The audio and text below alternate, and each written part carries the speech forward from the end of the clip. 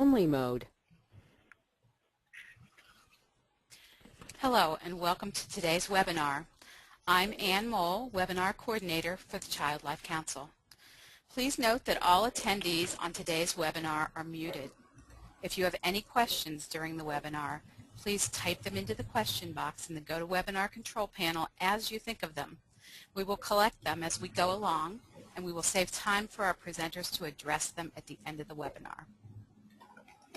As you watch today's presentation, please remember that you will be expected to present this material to your coworkers, both child life specialists and members of your multidisciplinary teams, and submit evidence of the training that you've held in order to receive your PDHs. You will have access to the slides that you will see today, as well as each presenter's notes to use in your presentation. Please take additional notes as they will help you with your presentation. At the end of today's webinar, we will discuss this process a bit further. We're proud to present today's webinar, Critical Conversations Discussing End of Life with Children and Families, Methods for Addressing End-of-Life Issues with Children with Cancer. Shelby Hammond from CureSearch for Children's Cancer will introduce our speakers. Shelby, thank you for joining us today. Thank you for having us. And thank you all for joining us today for our webinar discussing end-of-life discussions with children and families. This webinar is made possible by a generous grant from the Ronald McDonald House Charities and with help from Child Life Council. Today, we will discuss end-of-life discussion techniques with the expectation that attendees present will present this information to other child life specialists. During the webinar, we will cover how to get a child to talk openly about their wishes, how to best answer a child's questions about death, how to explain creating a living will, and how to prepare siblings and other family members for a patient's death. Today's discussions will be led by O.J. Fowler, MD, from University of Rochester Medical Center, Jason Canner, DO, from Advocate Children's Hospital, Nicole Gandolfo, MA, and Certified Child Life Specialist, and Lori Weiner, PhD, and from the National Cancer Institute. Thank you again for joining us for this webinar, and let's get started.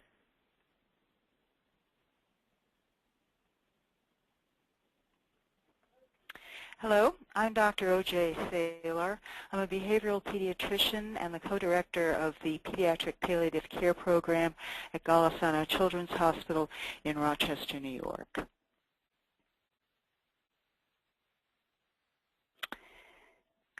There are several issues that I'll be addressing with you today. First will be the development of the concept of death in children. Second will be how sick children understand their illness at different stages of progression. And third, building bridges, breaking down barriers as an introduction to communication and some thoughts to keep in mind when communication is difficult.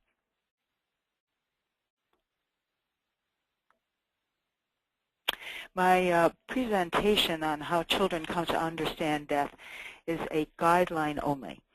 In thinking about how children conceptualize their world, we now know that developmental stage, rather than chronologic age, is the best indicator of what a child will understand. In addition, past experience is a great modifier of understanding.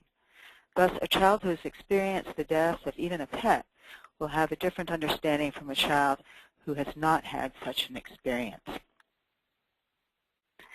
There are four major concepts that a child must master before he or she can understand death. The first is irreversibility, or the understanding that death is permanent. Understanding permanence allows the child to eventually detach from the lost person or pet, and also allows him or herself to mourn the loss. The second principle is non-functionality, or the understanding that life-defining body functions cease. This allows the child to understand that there is no more suffering, even if death is, for example, the result of trauma, no more hunger or coldness or sadness. The third principle is universality, or the understanding that all things die, and eventually the understanding that the child, him or herself, will also die. And the last concept is causality, Dying is the result of physiologic malfunction that is beyond the power of the child to either instigate or prevent.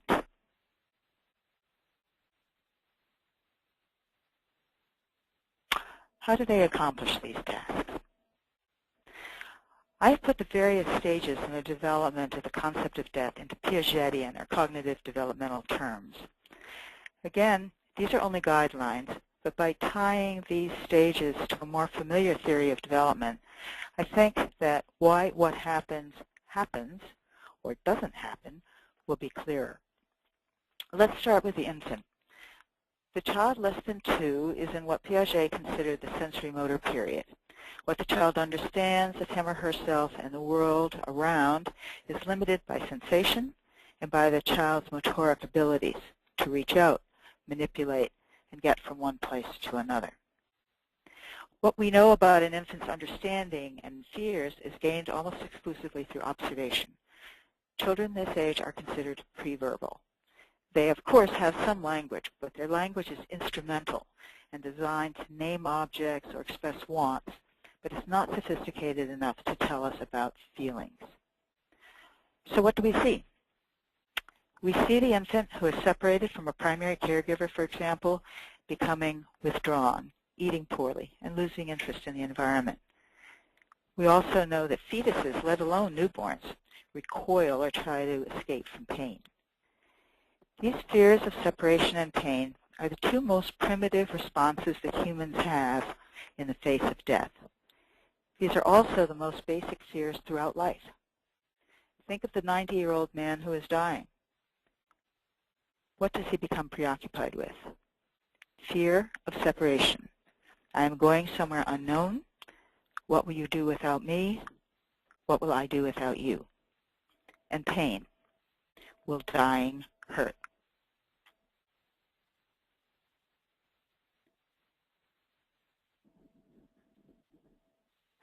The next Piagetian stage is the preoperational period, and typically occurs between the ages of 2 and 6.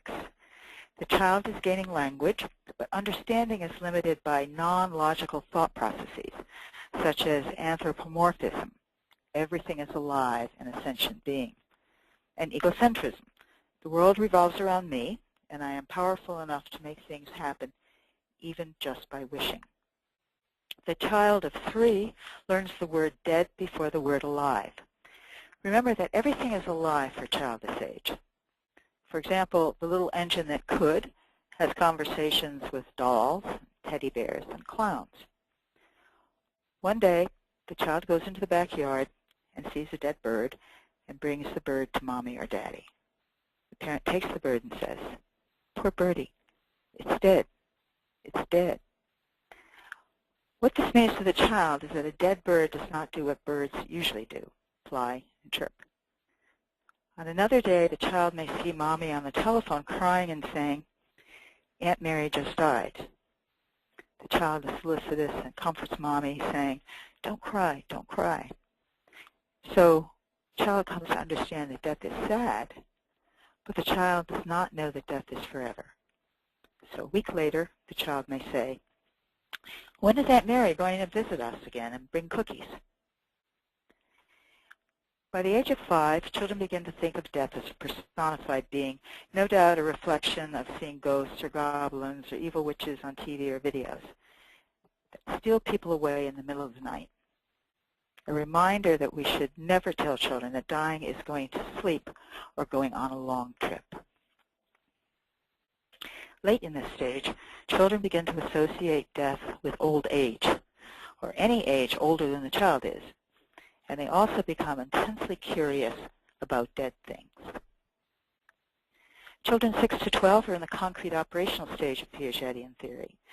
They are developing logic and problem-solving skills, primarily through experience and manipulation of the world around them. They are enamored of scientific inquiry and are constantly amazed by and learning new things. The intense curiosity about death that we see toward the end of the pre-operational stage is now manifested by going out into the backyard and digging up the family dog that died last week in order to experience decomposition. What is it? What does it look like? They are beginning to understand that dead things do not come to life again, or that death is irreversible. They are also enamored of the word why. Why does this or that happen? Why does death happen? They begin to learn about illness, infection, trauma as causes of people dying, or the causality principle. Thus, they no longer constantly worry that when something bad befalls someone, that they are responsible.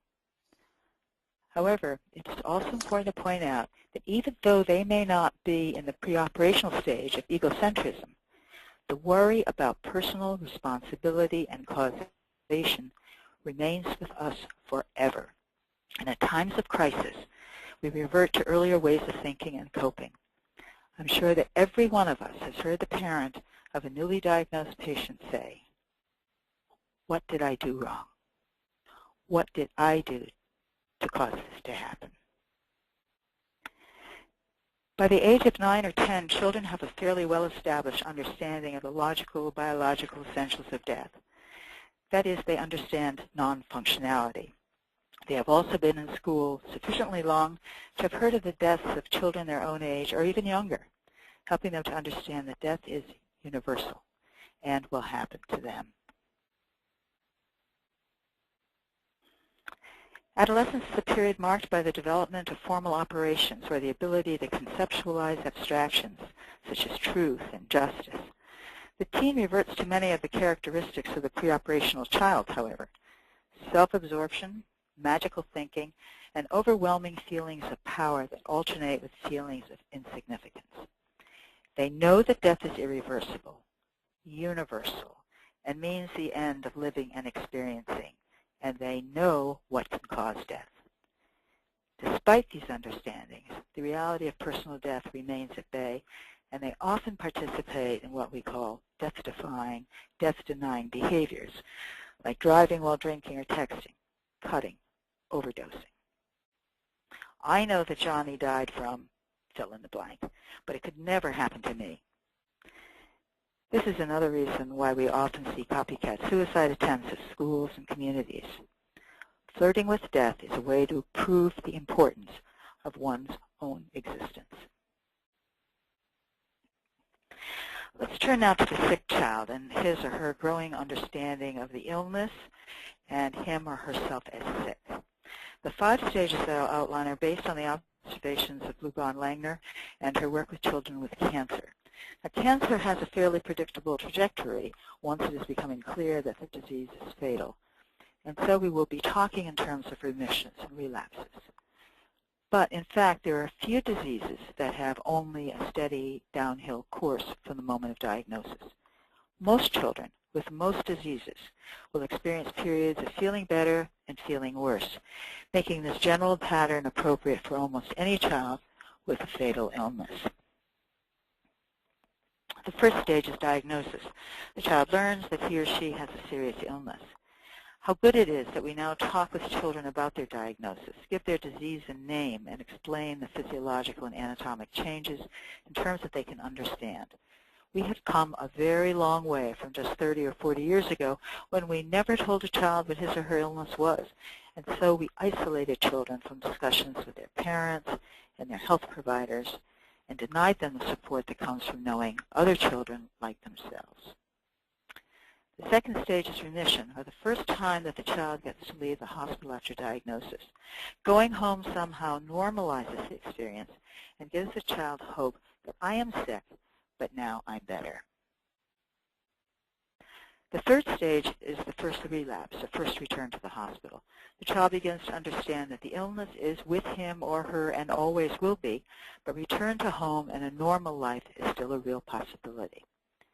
The fourth stage occurs after several remissions and relapses and the dawning of the idea that the illness will always be present and will never go away. The last stage is often precipitated by the death of another child with a similar illness that foreshadows the child's own death. The child knows that I am dying. Building bridges and breaking down barriers is essential for good communication, and good communication is essential for good care. As will be discussed later, frequently poor communication is a result of the good intention to protect. The parent to protect the child, one parent to protect the other parent, or the child to protect the parent. I didn't tell you about his awful counts. Or, I didn't tell you that my headache was really, really bad because I didn't want to scare, hurt, or worry you. But in addition to protecting someone else, another reason for not talking is that the person, whether a child or an adult, perhaps has been a silent stoic throughout life. Talking is not comfortable for this person, and by demanding verbal expression at a time of crisis, we are stressing that person even more. If verbalization is too difficult, remember that there are, as we shall see, the self-expression through art or music or journaling. But even these resources may not appeal, and we must respect a person's right to being the person they are and have always been.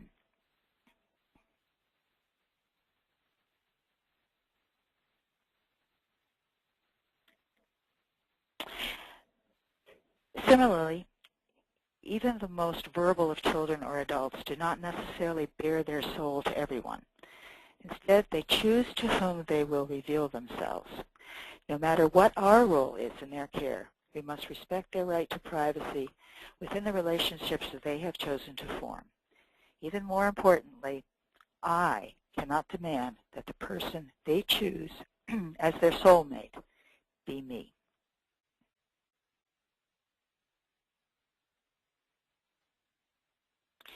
Some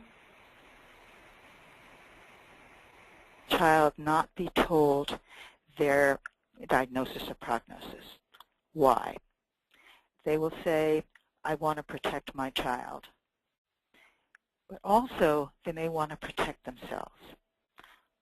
They don't want to cry in front of the child. They are afraid of what is happening. They don't know what to say. In fact, children already know that something is wrong. After all, none of their friends goes to the hospital all the time or needs medicine or feels nauseated. By not telling, we have to keep secrets. Always be cheerful, and ultimately lose the closeness that is critical at times of serious illness. As we will discuss later, we also lose the opportunity to say goodbye. So how, not whether, to tell is the question. Or, in other words, how do you answer the question, am I going to die?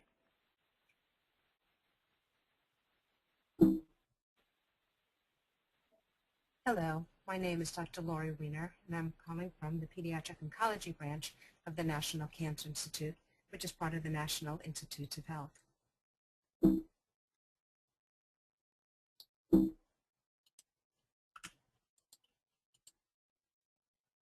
Looks like I will need some help forwarding my slides. Thank you. I am an acorn.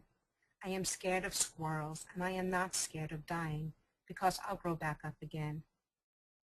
This drawing by a 9-year-old boy illustrates his feelings about life and death and his attempt to assimilate his family's beliefs about life after death. This is not an unusual drawing by a child living with a life-threatening illness. Next slide, please. Children are aware. They sense stress. They know when their body is acting differently, and they sense the changes in their parents' affect and even in their doctor's demeanor. As a society, we tend to avoid conversations about death, yet children experience death on a daily basis. They see dead insects and animals by the road. They may see death on television or play with it in their video games. They hear about it in their fairy tales, and they act it out in their play. And children living with a serious life-threatening illness often know that they're going to die before we even realize. And while there's very limited data on how to talk to children about their own death, next slide, please. Conversations that only focus on resuscitation and withdrawal of treatment miss the important parts of where a child is at, their quality of life, what their wishes may be, and their preferences. And it's only then, when we know that choice and control can be maintained. Next slide, please. Talia was well known on the YouTube world for the many videos that she made about being a teenager living with cancer, and also had a beautiful photo herself with makeup. Months before she died, Talia posted her own bucket list. And while most teenagers don't communicate about their illness this publicly, this is a great example of one of the many potential benefits of knowing what is truly most important to a child. I don't know if anyone has tried making their own bucket list, but if you do, share it with somebody who's really close to you, and I bet you they'll be surprised. Next slide, please. What are some of the other potential benefits of having these compassionate conversations? The child's fears can be in the open. We could better understand what it is that they want or wish, their preferences. But if no conversations are held, there we risk the chance of the child keeping everything inside and dying in emotional isolation, and also the parents not sharing what's most important to them and them never knowing. In fact, next slide, please. In 2004, the New England Journal of Medicine came out with a very important study that showed that none of 147 parents who talked to their child about death regretted it. Yet 27% of those who did not talk with their child about death regretted not having done so. Next slide, please. But children won't talk unless they feel like they have our permission. And parents need help and support in how to even open up these conversations. So it's up to us to be able to search for those openings, to be able to help the families that we work with to search for those openings. It may be by a news report or a family situation that you just heard about or from a neighbor. But once conversation does open, it's often overladen with other concerns. Next slide, please. It could be the pain that's a concern to the child, or headaches, or stomach aches. It could be friends that they no longer feel like they have, or people doing things without them. It could be something spiritual or existential, such as, is God mad at me? What did I do wrong? I thought I was doing everything right. What's going to happen to me next? Or it could be issues that are going on in the family. How come you're fighting so much? Or are you going to be able to pay your bills because you're taking off of work so much? Next slide, please. But all of these conversations could lead to a way for us to open up a conversation about their illness.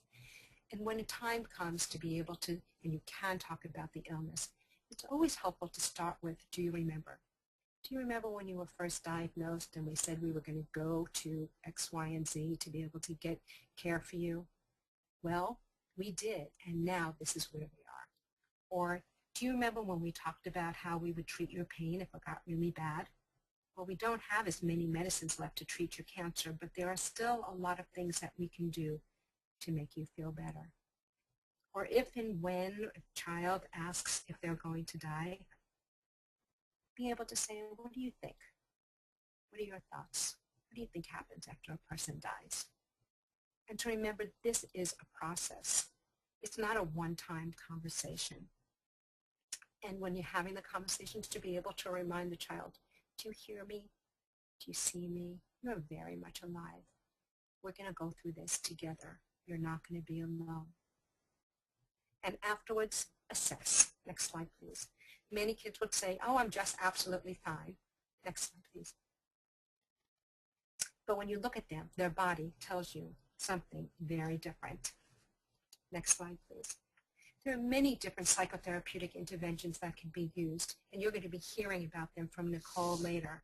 I'm going to focus only on writing for right now. Next slide, please. Questions such as, tell me what you're feeling, most often result in one-word answers. Incomplete sentences, however, such as, I often wonder, or if only, allows a child to express the thoughts that they wonder about and wish for in a non-threatening style.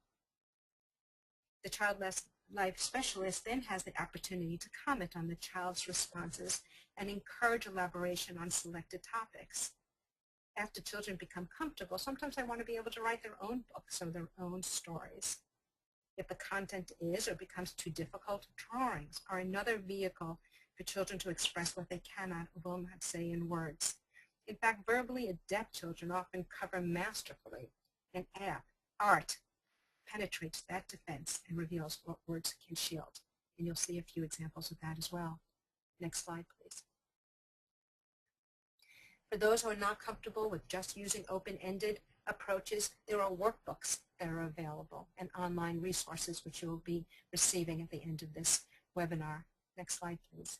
And there are also games that are available that assesses for coping skills, self-efficacy, peer relationships.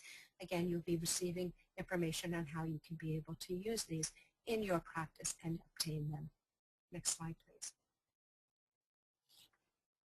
The goals, the 7 goals, these, as our therapists will say, is to give the child an opportunity to express or to externalize their emotions, provide creative outlets for expression, to see how they perceive their own reality, to have a home for to provide them a home for their emotions, to strengthen their connections with themselves and their world around them, and to be able to find ways to transform what's happening to them and provide meaning. All of those are ways to be able to create legacies, because all of us need to be heard, and especially these children a need to feel like they will always be remembered. Next slide, please. Back in the late 1990s, when I was creating the first version of This Is My World, a precocious 11-year-old said to me, next slide, please, "You need to have my mock will."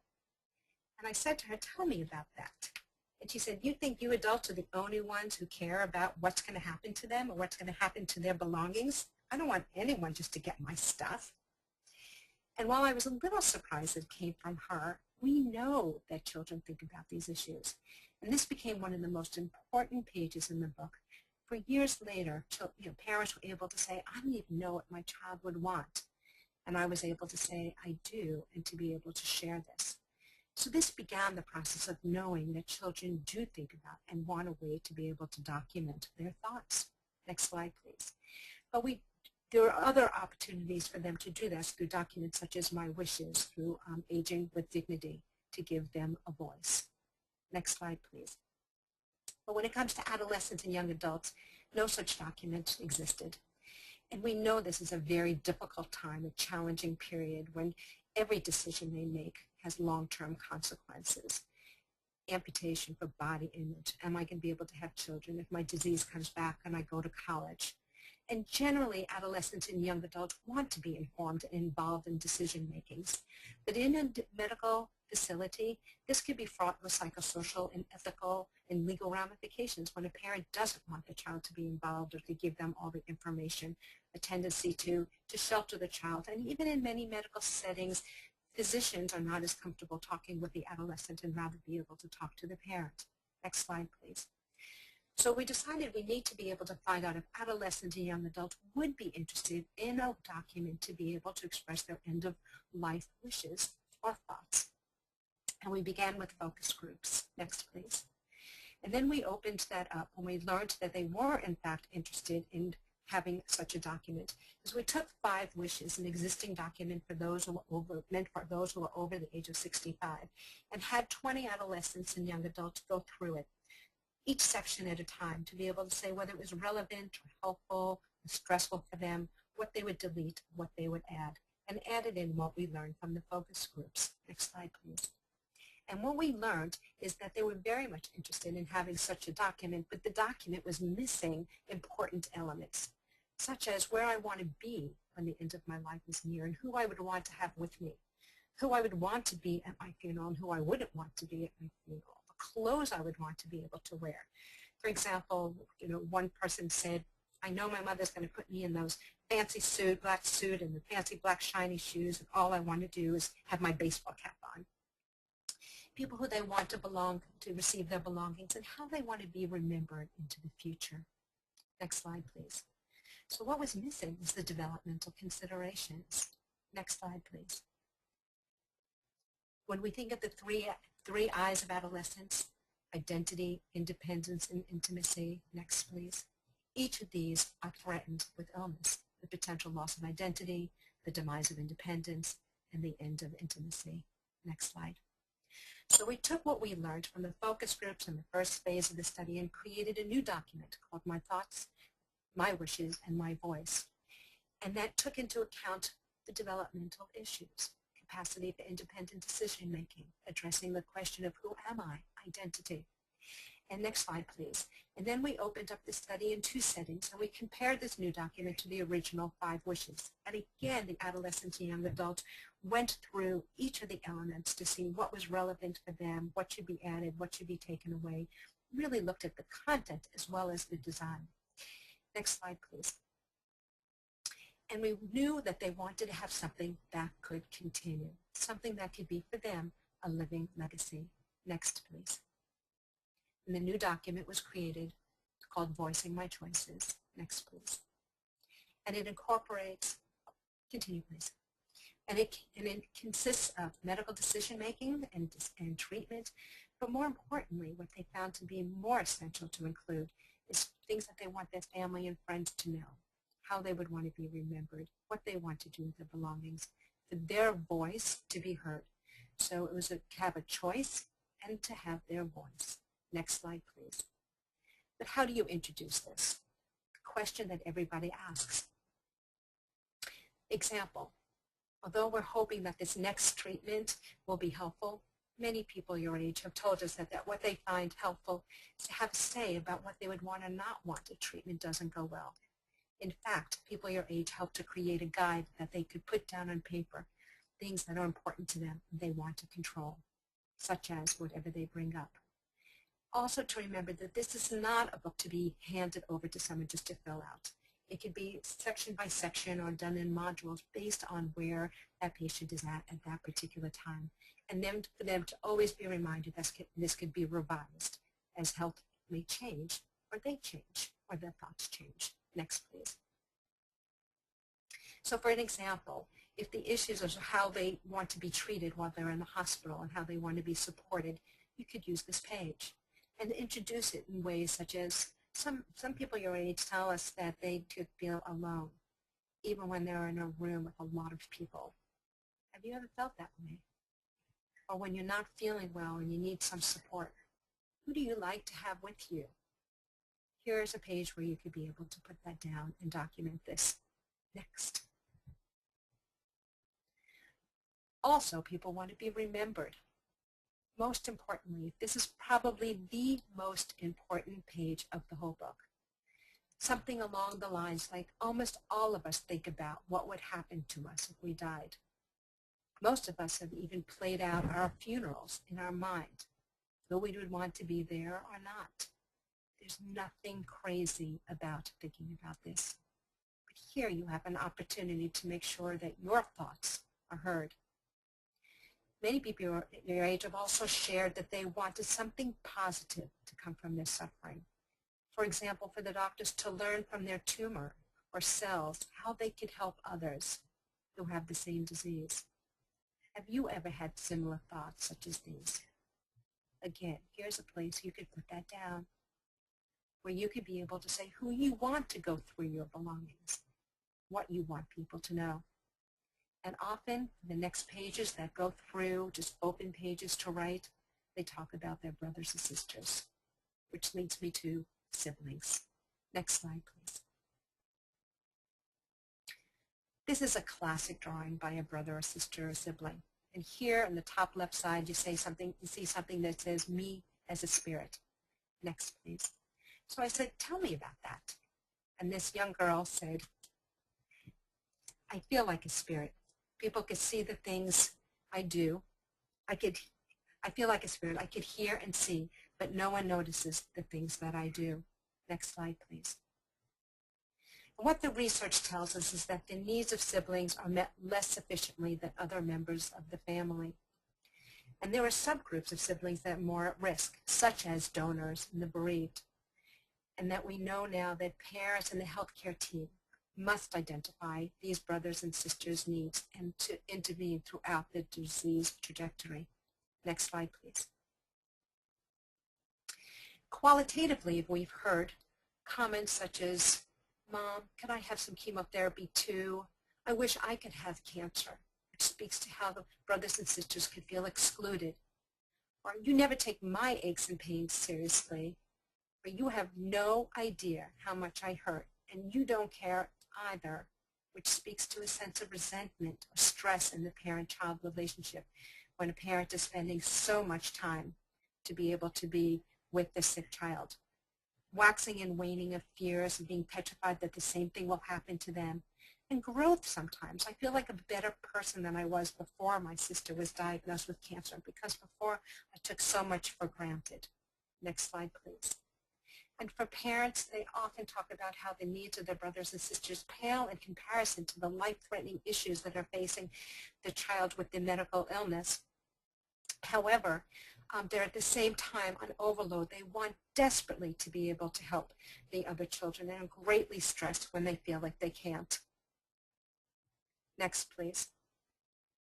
And the impact on the family, despite the best intentions of loving grandparents and friends and family and people who really want to be able to help. When they're not there with these other children, problems can occur. There could be behavioral, social, and emotional problems, academic problems. Clearly, the family environment can be more emotionally charged. Next slide, please. What are the red flags we say to look out for? Repeated excuses to be away from the home. If you hear parents talking about that the other children at home getting lower grades or changes in their eating or sleep habits, any kind of emotional withdrawal or self-destructive acts, care is really needed, especially psychosomatic symptomatology if they feel like they're presenting with the same type of symptoms that their brother or sister has. People call it, SIV scans, because they're so sure that they have the same disease. Next slide, please. The good news is that a child life specialist can and do make a tremendous difference. Next slide, please. Our goal is to be able to give them a voice, to help them to feel included, and to help reduce a sense of helplessness. This drawing was done by a 15-year-old who is a sibling donor, and she desperately wanted to be able to do anything she could to help her sister to be cured, a cure which unfortunately never happened. Next slide, please. Thank you.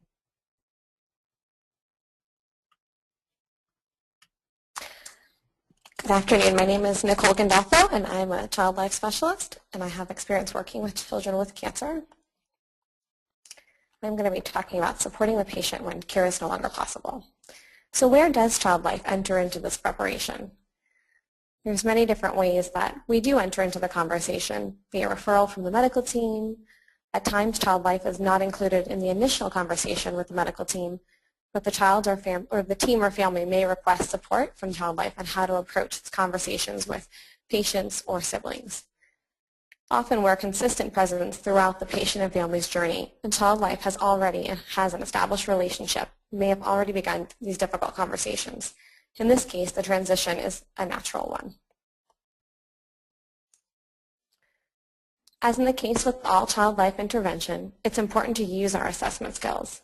Begin by finding out what the family knows, what can be accomplished by speaking with the medical team or by asking open-ended questions. Also, talk to caregivers regarding what the child has been told or their understanding of what the child may know, and what their preference is for how end-of-life information should be shared with the child. When family members are reluctant to speak with a child or are unsure of the best time to start the conversation, encourage them to look for cues. Children are often more aware of the prognosis than adult caregivers and the treatment team may realize. They may recognize changes in their body, such as increased pain or lethargy, or they can attribute these changes in their treatment routine to diminished chance for survival. For example, a child may correlate a sudden halt in chemotherapy or cancellation of a planned surgery with poor prognosis. Often children who've been treated for a length of time have witnessed these changes in friends that they've made in the hospital and may compare their own situation with a child who did not survive their disease. Child life can be essential in assisting caregivers with communication, helping them find the tools and developmentally appropriate language which they are most comfortable with explaining the prognosis.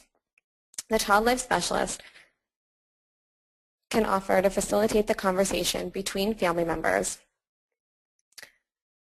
and the dying child, or can provide the support necessary for the family to have a private conversation.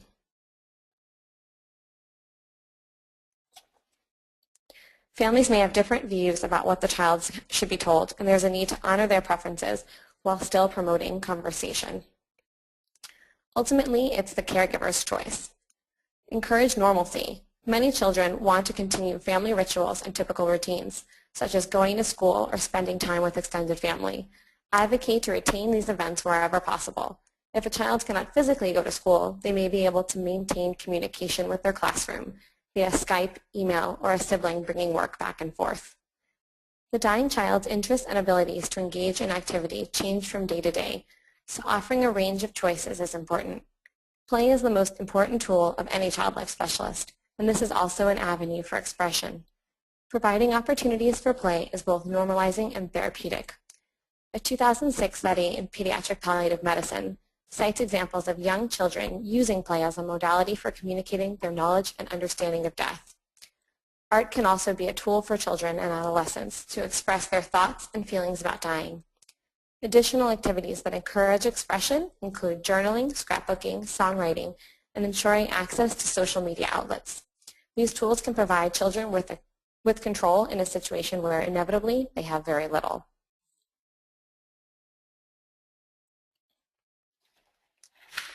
Child life specialists are also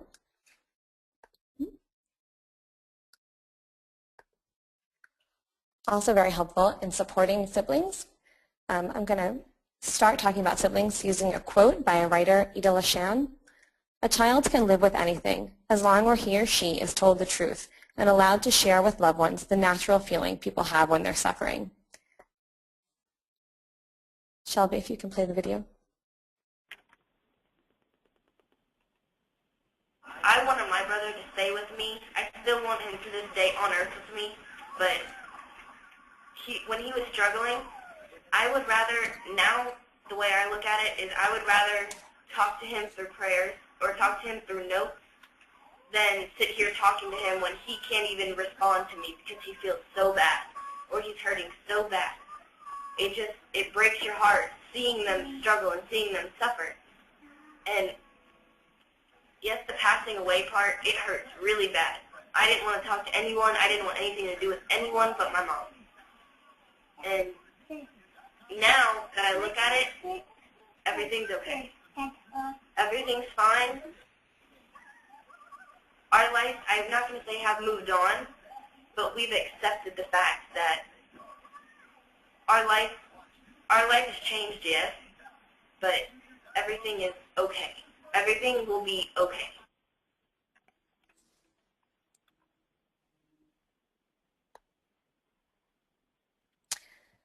It's a story of it's a sibling who lost her brother when she was 14 and he was 12. She had lived with her brother with cancer for most of her life. That was kind of her normal. But interestingly enough, one of the important lessons learned from support staff working with this family was that no matter how much we see siblings in the day-to-day care of the child, they don't always know where prognosis is going. They don't always know.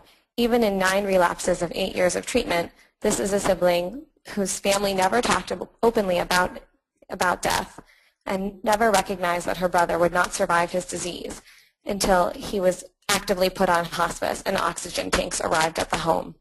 She was finally told of the impending death in the last days of his life and actually was out of town at the time and had to return emergently to say goodbye to her brother.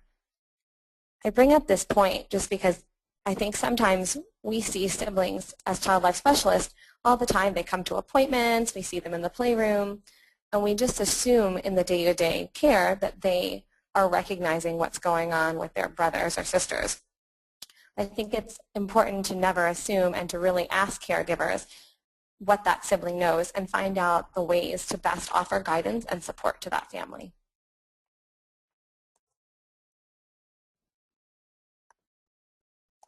I'm going to talk a little bit more about supporting siblings of the dying child.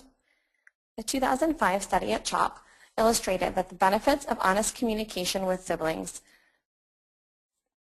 and found that the protective measures to isolate them actually hampered their bereavement. Preparing siblings not only validates their experience, but also their emotions. Freeman et al. In 2003 found siblings reported a desire to have more information about treatment, prognosis, and the death of the ill child. Resources can not only provide support, but can also help bereaved siblings understand that they are not alone. Camps such as Camp Erin, Hole in the Wall Gang have several locations across the U.S., and the retreat can prove to be both normalizing and supportive. Many online support groups and forums are accessible, and with so many options, kids can find the best fit. As is always the case with the internet, making a decision to enter into online support should be moderated by a parent. In-person support groups can also be found through local hospice, faith-based organization, and bereavement centers, some of which include the well-known Dougie Center of Portland, Oregon, the Gathering Place of Beechwood, Ohio, and Bo's Place of Houston, Texas. Surviving children have been found to have lower social confidence and experience isolation from peers. Often adolescents and pre-adolescents feel unable to relate to their peers and worry about sharing their burden. Empowering siblings by helping them find the words to reach out to their peers for support can help alleviate some feelings of isolation. If available, hospital school reentry programs may be able to open the lines of conversation with the siblings' guidance counselors in classrooms to find the best ways to support sibling and classmates. When there is no direct school reentry support, it can be beneficial to provide the caregiver or other supportive person with the necessary tools and developmental information to reach out on their own to the school professionals.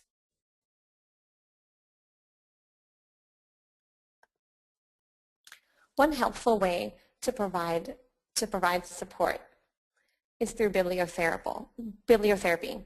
This is a helpful medium for children of all ages to facilitate communication and coping. There are great resources available, and a comprehensive list can be found online in the Child Life Council's resource library.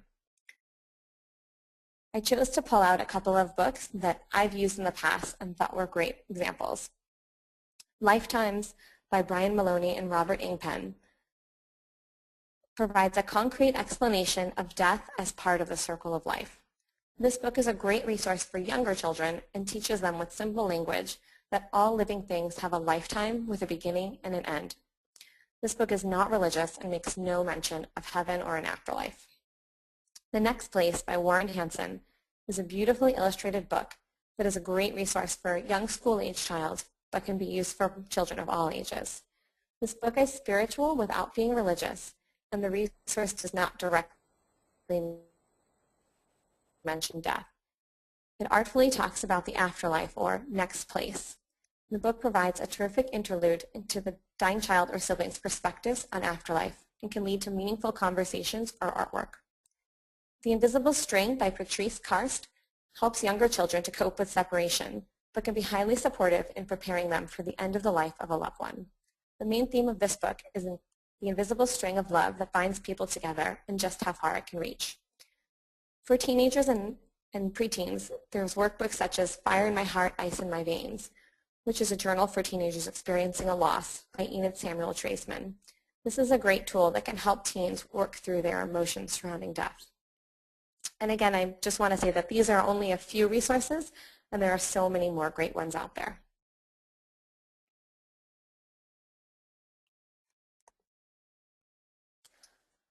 Last wishes and saying goodbye.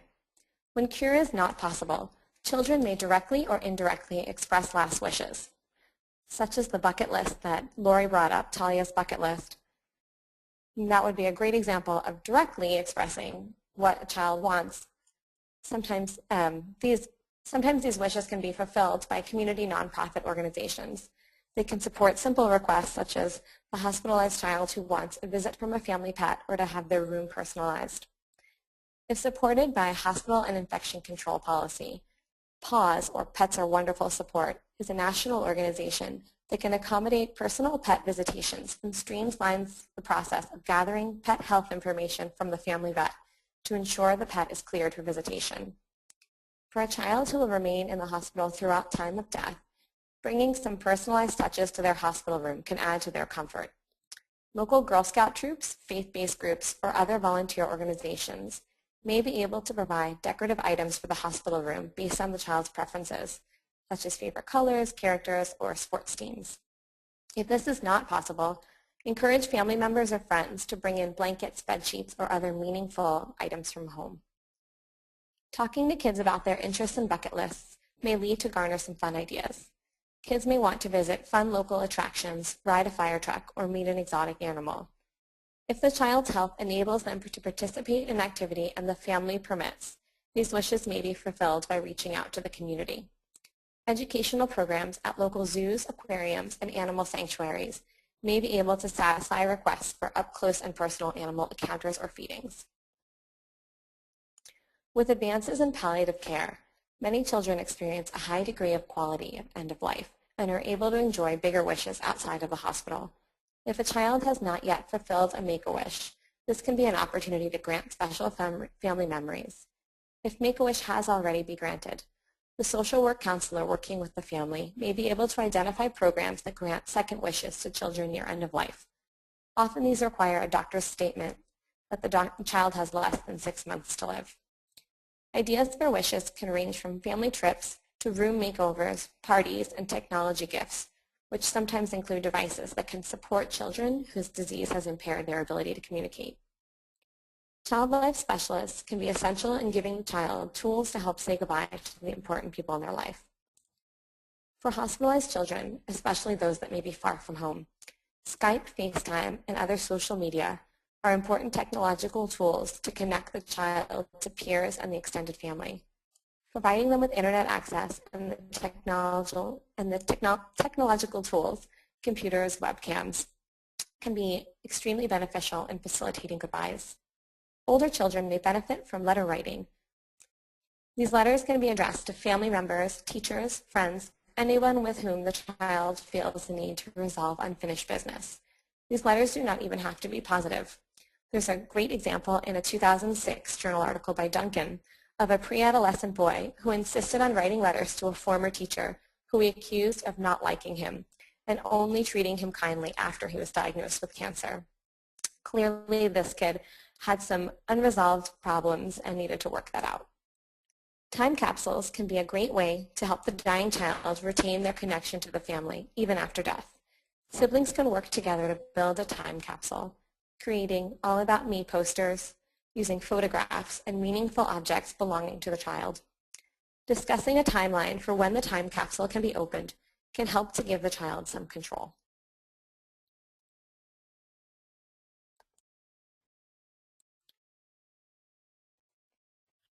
At the time of death, child life specialists can assist the child and family by helping to facilitate goodbyes. No matter how much siblings understand and have been prepared, the actual death of the ill child can be emotionally overwhelming for all involved. It is important to have a safe place where siblings and other young family members can go if they need. Often a closed playroom or vacant patient room can serve as this safe space, and an additional family member, child life specialist, or hospital staff can provide supervision and comfort. It is often beneficial to have open-ended art materials available in this space to facilitate expression. However, distraction items can also be very useful. Providing normalizing items can transition the child's room at end of life and create a comforting environment. When determining comfort items to have available, recognize that family members may wish to stay in the room at all times, making it difficult to step out for coffee, tea, and other nourishment. Many facilities provide comfort carts or kits to help ease the burden on family members during this time. Caregivers may also benefit from materials meant to encourage interaction with the dying child. For example, rocking chairs and lotion can provide soothing touch and a positive means for the caregiver to support and comfort their child during the last moments of life. If available, memory making should be offered to families, including handprint or footprint impressions and cutting a lock of hair. Well-meaning staff and visitors may wish to spend time with the child and family in the last hours of life, a time when the family may wish to have privacy. Child life specialists can help by providing signage for the room and spreading the word among staff when the family wants to preserve this time for immediate caregivers only, helping staff to limit their visitation to essential care only. Placing a guest book outside of the room or at the nurse's station where well-wishers can leave a message for the family can help to provide a place for staff to voice their own grief. Legacy projects with children can be as overt as writing their own will or as simple as painting a picture. Creating art with children is a great way to help build a legacy, even if the child or family does not want to address the subject of dying. Adolescents and pre-adolescents may want to talk about what they plan to leave behind or special people in their lives. Body pillowcases can be excellent canvases for tracing outstretched arms. Bead collection programs help to tell the story of a child's cancer journey from diagnosis through treatment and even in their final moments. In surveying ongoing legacy activities in a number of children's hospitals, a 2012 study found that creating memories should begin at time of diagnosis. This can make for an easier transition to legacy projects at end of life and serves to build a relationship with child life. Legacy building activities, as I said, should begin after diagnosis and at the beginning of a child's cancer journey, but can have important implications in fostering coping when cure is no longer possible. They provide assurance to the child that their memory will live on within their family and community after death.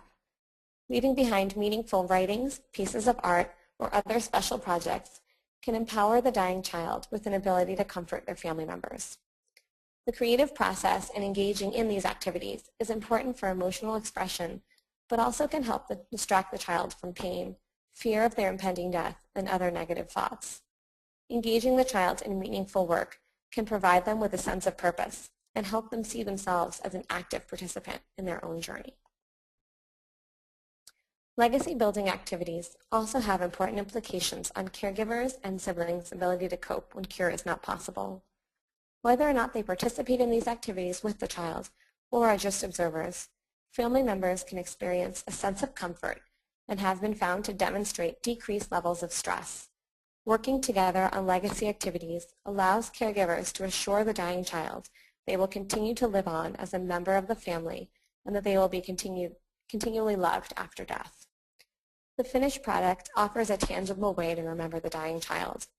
Memory boxes can be created and filled with special photographs, mementos of the child. Artwork can be framed and displayed in the home. And jewelry, sometimes containing fingerprints, can be worn by family members to keep the deceased child close to their heart. I want to end with a sibling's reflection on what legacy building activities meant to her. The projects that we did were very fun because now they are my memories. You look at them and you smile. You sometimes cry. That's just how it is when you lose someone.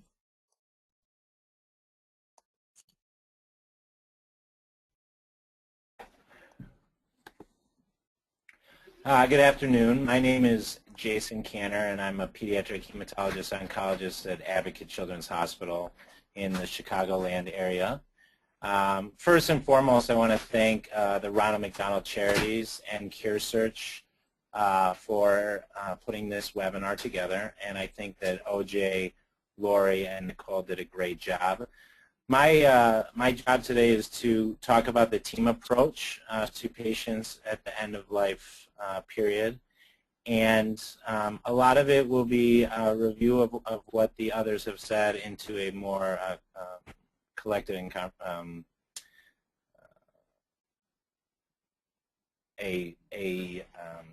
summary of what they have said. So thank you for listening in.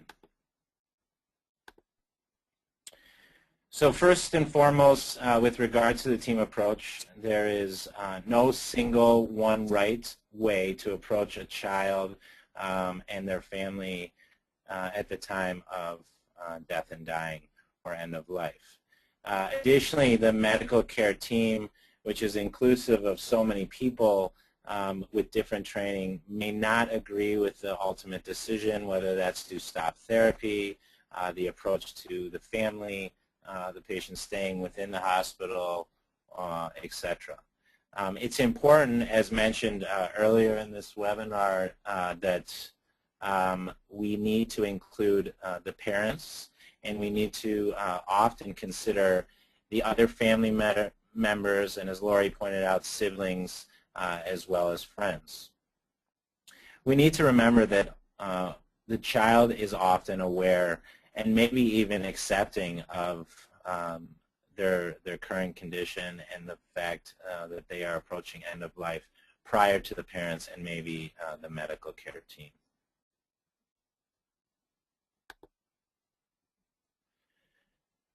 So what our goal is our goal should be to provide information and actively address the concerns of the patient and the parents.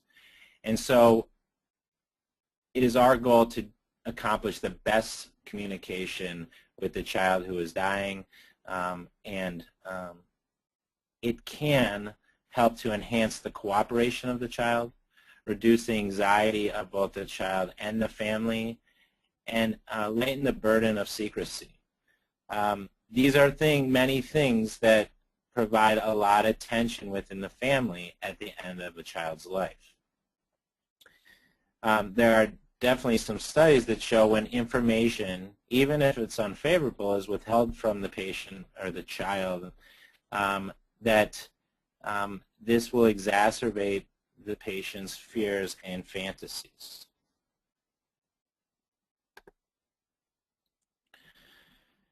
We need to remember that not all children want to talk about death and dying. However, with their awareness of what's going on, they know that the future may be limited or is limited, and they thus shift their focus to some immediate future things, such as the next holiday, birthdays, graduation from high school, or other significant events. Something else that we need to be aware of is that these kids are surprisingly aware of their end-of-life situation and about death. And depending on their age, as OJ mentioned, they may have appropriate questions or questions based on what they know about both living and dying. Additionally, behavior changes may be seen and should not bother the medical care team, as this is obviously a very stressful time. Some questions that arise that won't surprise many of us, but children start to ask about death and dying and wonder if it's going to hurt. Will they be able to breathe? And younger kids or older may even bring up heaven and angels and wonder if an angel is going to be coming to take them away. Now, within the medical care team, there are barriers that we need to be aware of. Not only pediatric oncologists, but many of us are not necessarily trained to approach dying children and parents, and we have limited teaching when it comes to that.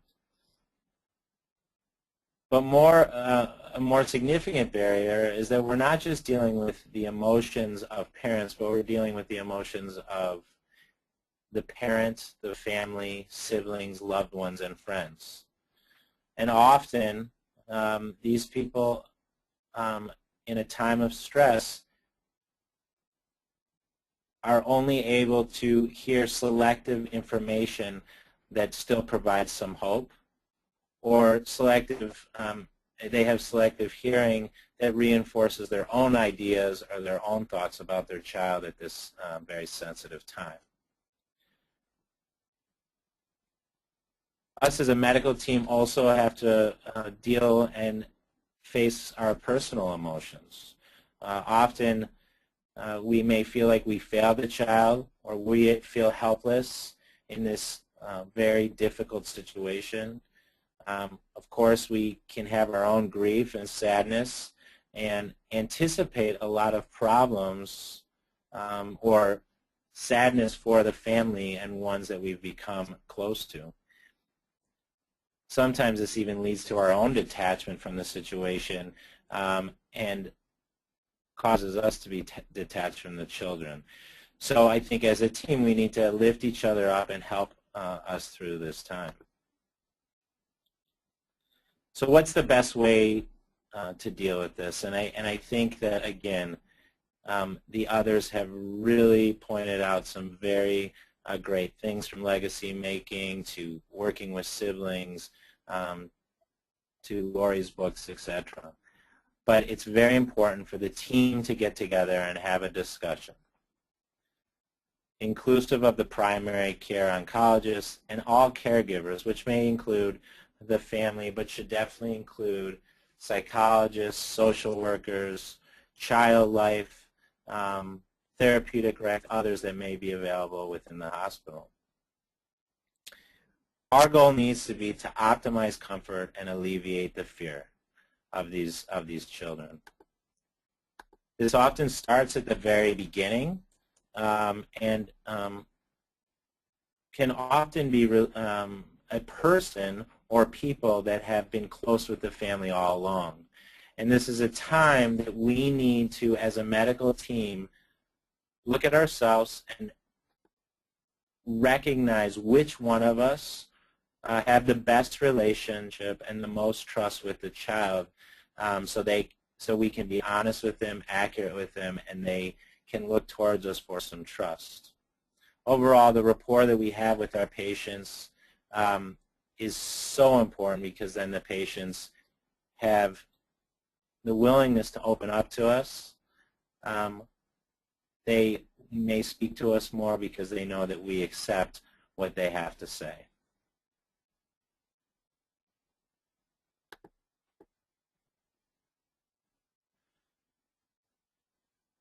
So this is a very nice quote to end that says, "To cure occasionally, to relieve often, and to comfort always," which I think sums up our care for kids with pediatric cancer.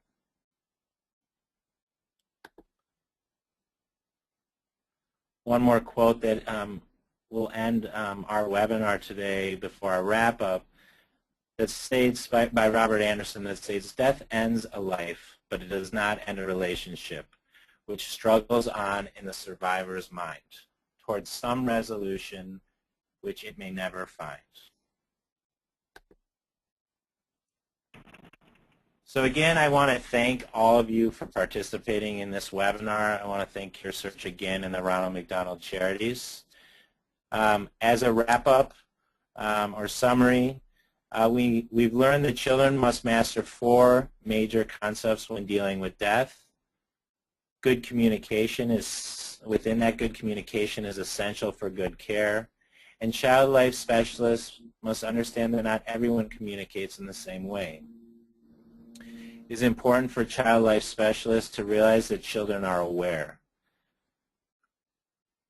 Psychotherapeutic interventions can be very useful tools for starting the end-of-life conversation, and workbooks like Voicing My Choices allow patients to feel in control. Child life specialists are essential to the legacy-making process, and it is very important, and I think all of us agree, to include siblings in the end-of-life discussion. And a team approach is crucial for providing the best possible care.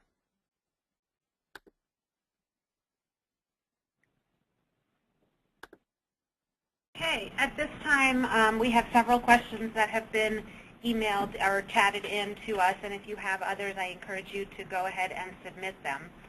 The first question we received is whether or not you as the presenters know about any qualitative research or additional information about helping siblings who were donors in a failed transplant. This is Lori. There are ongoing studies that are looking at that, but I'm not aware of anything that has been published to date. Okay, great. And the next question is about thoughts or discussions around promoting and bonding and legacy making with parents of infants.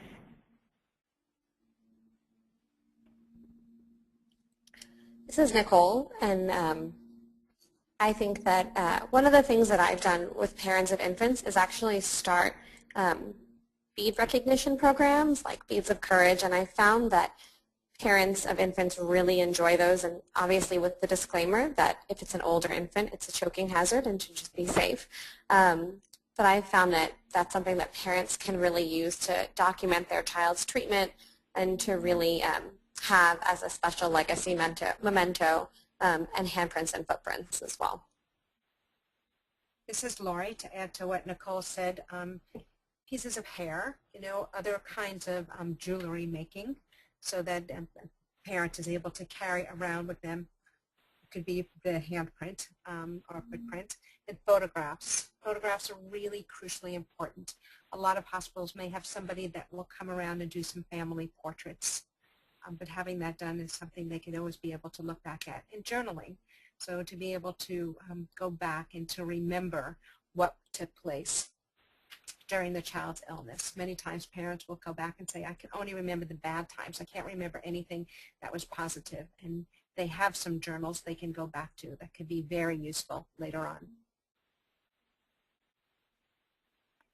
We had a question about repeating the bereavement camps, just the names of those. I don't recall if there was a slide on that or not. It was in. It's going to be in the notes that you'll receive with the webinar. One of the bereavement camps is Camp Erin, E-R-I-N, and they do have a website, and there are a number of Camp Erins around the U.S. And I also mentioned Hole in the Wall Gang Camp, which is the Paul Newman camps. Great, thank you.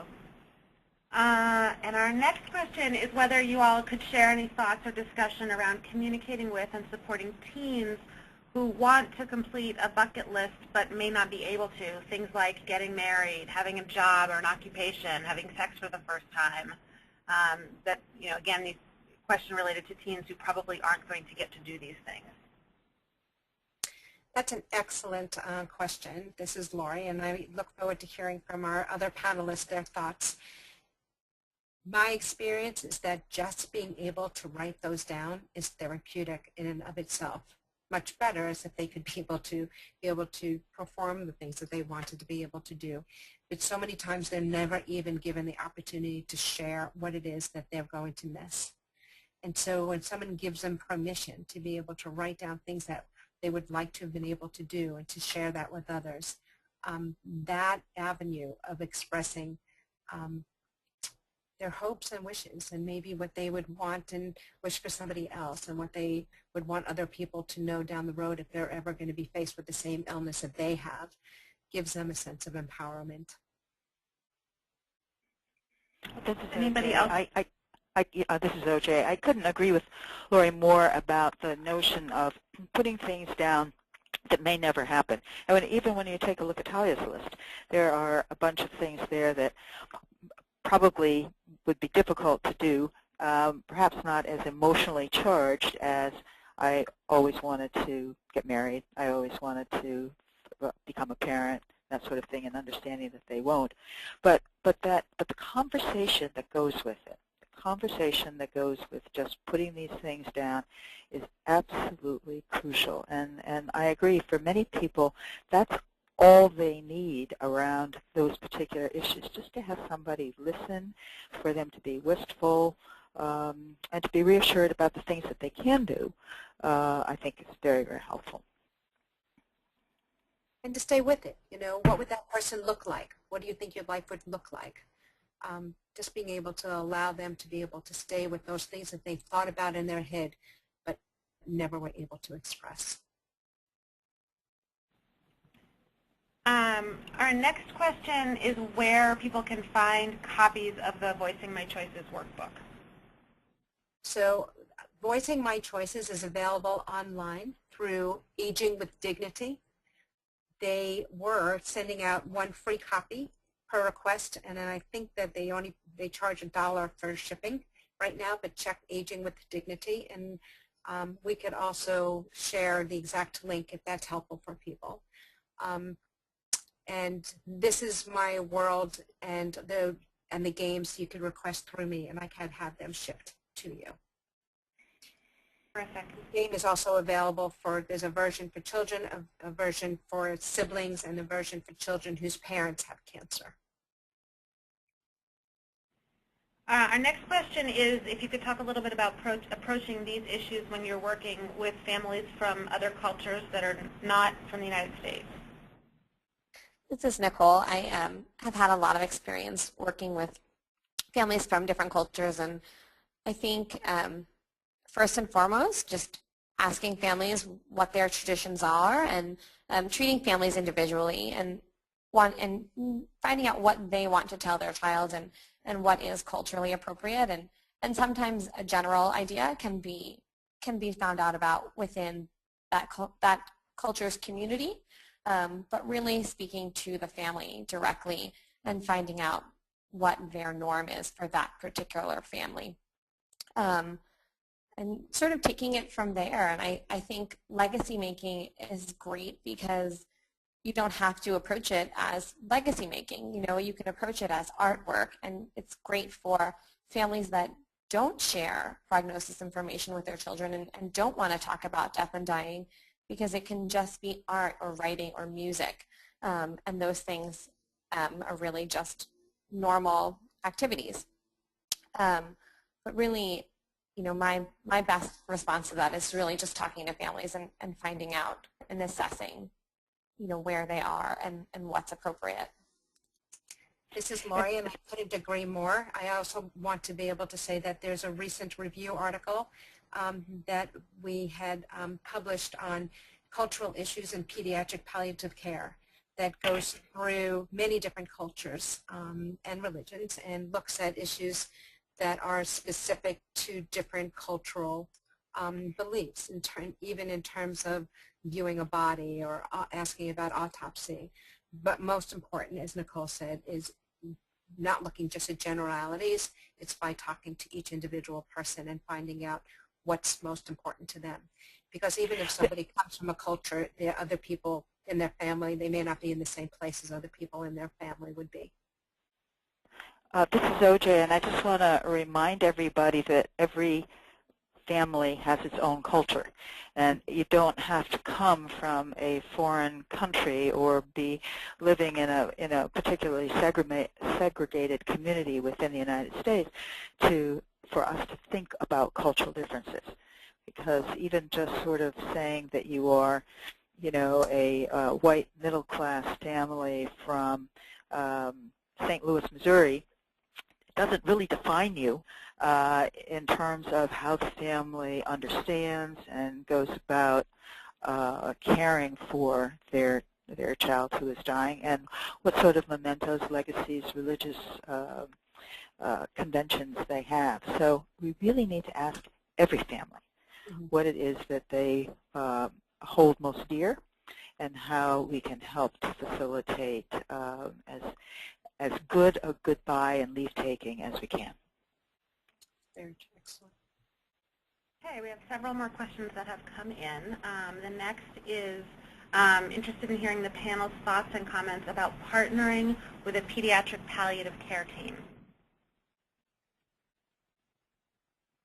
Well, this is OJ. I am a member of a pediatric palliative care team, and on our team we have our child life specialist, actually, who is, well, we have one person who's a representative, but depending upon who particular child might be, other members of the child life program will join us, so that they're just an integral part of what we're doing, help us to devise both programs and approaches to various members of the rest of the staff. So for us, it's absolutely integral. It's been very, we're part of a general hospital, so as opposed to a children's hospital. And so we don't have quite the resources that maybe some other hospitals might have. But our Child Life program was the program that helped us to put together a movable hospice room and to develop all sorts of procedures for families so that they would be able to be fed and be provided with some home-like comforts when they decided that they would be staying essentially full-time with their child during the last few days of the child's life. So for us, the involvement of Child Life has been spectacular and has helped to make our program as good as it is. So we thank them very much for their participation. This is Nicole, and I can't say enough for the importance of partnering with the palliative care team.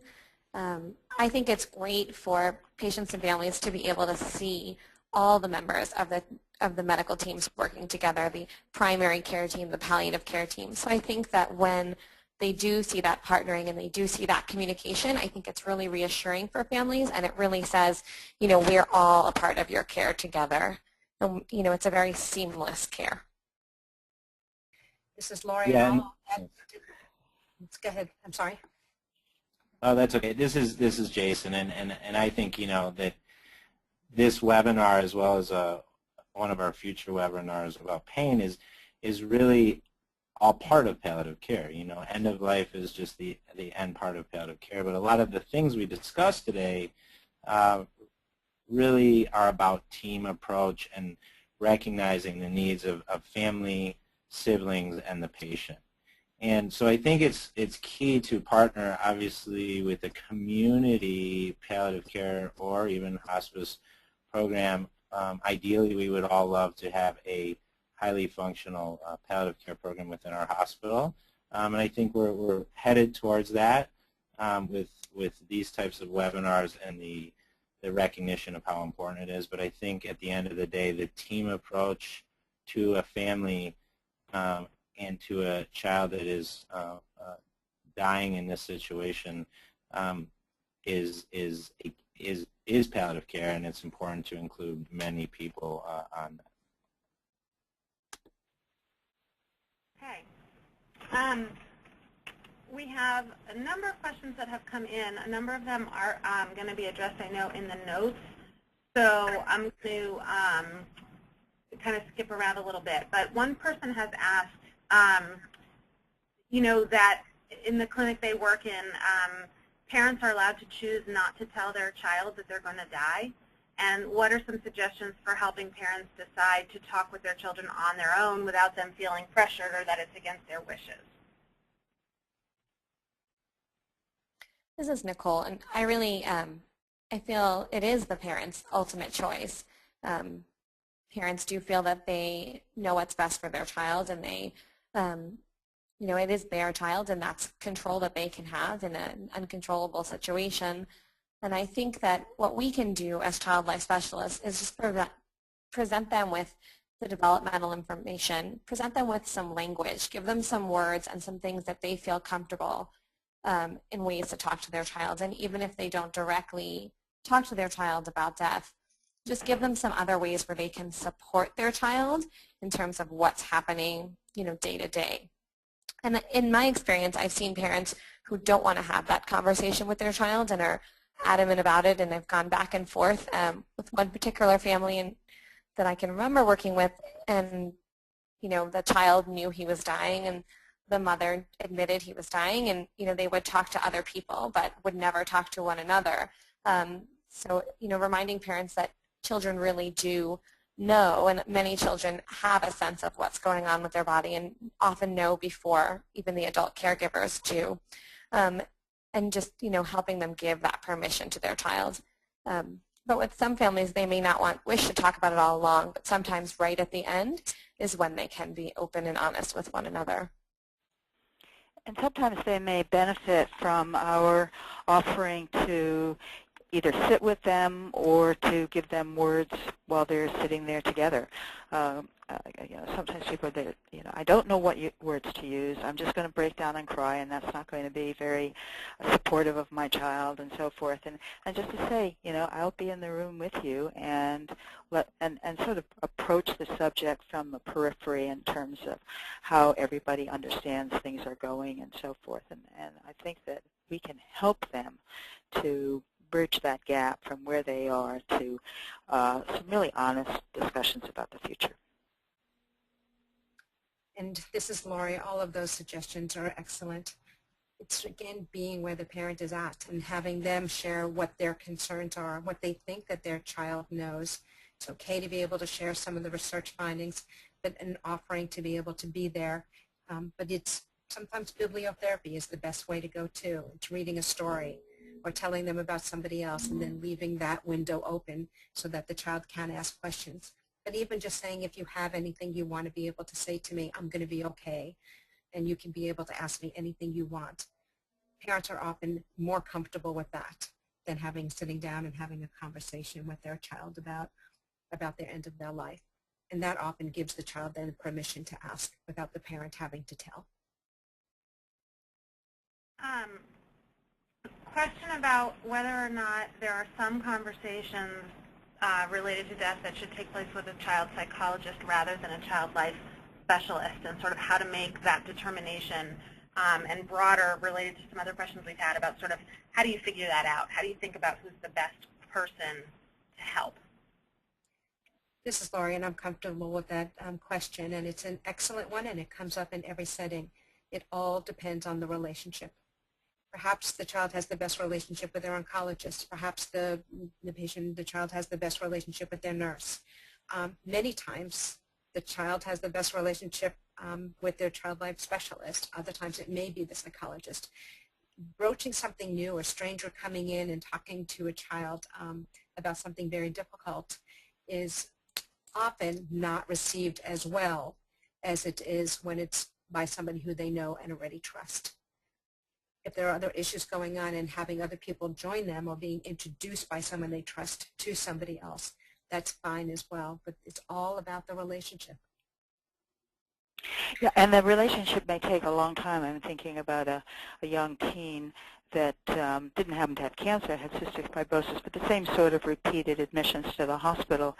And when I first met him and was asked to assess him for depression, it actually turned out that the staff was depressed over this child's first admission that was unplanned.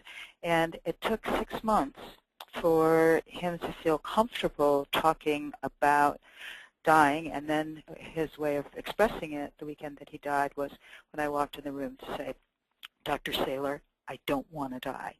And that became and all I said to him was, you've been thinking about it. And from there came an hour's conversation about the fact that he understood that there was really not going to be a cure for him, and what he would like to do within the remaining, as it turned out, hours of his life. But it took 6 months to even get to the point where he called me by name. Prior to that time, he had never even called me by name. But the most important relationship is that between the child and their parents. And so everything we can do to open up communication between the two of them or the three of them or the important people in their life, that's got to be our goal, because they need to go on and they will hold on to those conversations. I think we have time for one more question, and I'm going to field it to you, OJ, because there have been several related to whether or not you could please describe a little bit more the mobile hospice room. You mentioned that it has a rocking chair and lotion, but what are some of the other items, and how does it work? What we do is a lot of our rooms are sort of double rooms, but we'll make it into a single room, and there are rocking chairs, and there are nice lamps. There's a small refrigerator that comes in. We try to do something a little bit nicer in terms of the sound system. Actually, the Child Life helps to provide food vouchers, and in addition to that, we do have a mobile food unit that goes from unit to unit, and they make special attempts to come by to this particular room a couple of times a day rather than just the one time that they usually come. So it's taking as much as we possibly can of the medical paraphernalia out of the room and just putting in soft lighting and more comfortable furniture for them. But that was really the brainchild of actually the head of our Child Life program, and she helped put it all together for us. We also add food in terms of just having hot water there to be able to make tea or instant coffee and some fresh fruit, and also blankets. Mm-hmm. In the past, I've had developed comfort carts with Child Life programs, and what we've had is it's just something that looks like an armoire on wheels, so it is portable and can go in any room. And some of the things that parents have really, their feedback that they appreciated was having toiletries. A lot of times these are not planned trips to the hospital, and having a toothbrush and toothpaste is helpful. Soft blankets, for both the patient and the parent. Also having some snacks and things like that available, and a hot water kettle with tea and coffee, as Lori noted. Yeah, and we've tried to bring in much more comfortable, chairs that stretch out into beds and so forth than we have in the rest of the hospital, just because we know that parents may well stay there for several days, and it's important for them to get some rest as well. They just don't want to leave the room. They're afraid the child will die if they walk out of the room, which they may. And water bottles, too. Mm-hmm. Mm-hmm. Okay, I think that concludes our questions. I'm going to turn it over, I think, to Shelby to go ahead and finish us up for today. Thanks, everybody. And actually, this is Anne. Okay. I'm Sorry about that. finishing up. That's okay. I just wanted to thank everybody on behalf of the Child Life Council and on behalf of those who attended today. The presenters were excellent, and this was a lot of great information. And we definitely appreciate you taking the time to put this together and to answer so many questions. It's been wonderful. I also wanted to thank everybody who had problems with the audio for their patience today, and as we worked through the difficulties with GoToWebinar. We have recorded this session today. It will be available on our website within the next day or two, and I will send everybody a link so that if you feel like you've missed a section, please feel free to go back and take a look at that again. I also want to explain the process for earning the PDHs today. PDHs will be earned after you've completed 2 steps. The first one is to conduct a training session in your own workplace to share the information that you've learned here. And the second step is to take a brief quiz. Later today, you'll receive an email with a link to the training materials, which are based on the slides and videos that were presented today. If you've registered as a group, the group leader will need to forward that link to all group members. You will use the materials that you find in that link to train your coworkers, and after you do that, you will use the same link to access the quiz and submit the information about the participants who attended your training session. PDHs will be earned after all of these steps are completed. The deadline for doing the training and the quiz is Friday, October 18th. If you have any questions about the requirements for earning these PDHs, please email your questions to resources@childlife.org. Thank you to everyone who attended. We hope you'll join us for the next webinar in this series, Effectively Using Pain Management and Palliative Care in Children's Cancer Treatment, on October 23rd. This ends today's webinar.